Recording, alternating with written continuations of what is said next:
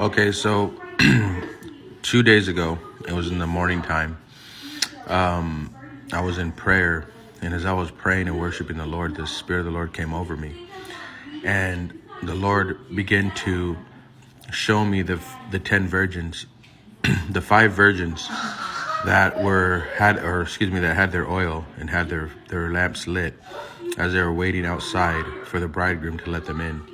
The other 5 virgins came and asked them for their oil, and they told them that, we cannot give you our oil lest we give you some of ours, and then we both run out of oil and burn out. So they told them to go to the store to get their own.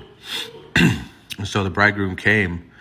The 5 that had none went to the store, and right after they left, the bridegroom came, opened the door, and let the 5 virgins that had the oil in.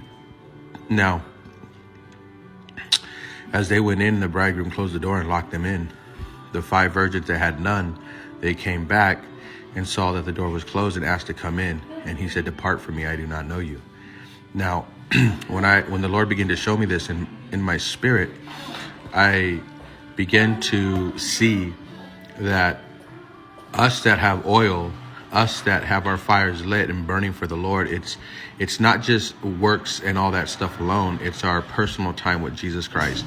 It's our personal time. It's our time in our closet, in our room, the time we make for the Lord concerning our prayers, concerning the Word of God, concerning our own worship. And as I begin to see this more clearly in my spirit of the importance and valuableness and meaning pretty much everything's on the line concerning the secret place.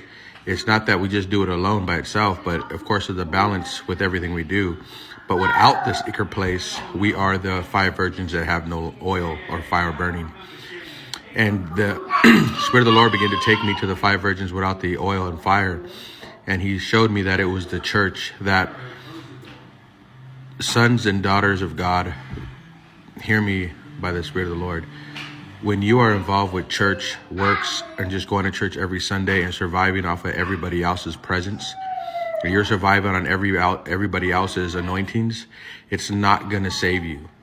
The only thing that's going to save us, of course, is the grace of God. But if we're asleep in the church, or we're trying to run church religiously and don't have our own personal relationship, we are going to be left behind. So we need to wake up, and we need to take our personal relationship with the Lord seriously. And so as I begin to pray, after the Lord showed me, I heard his voice. And when he began to cry, the Spirit of the living God began to cry. And I will tell you in the next video.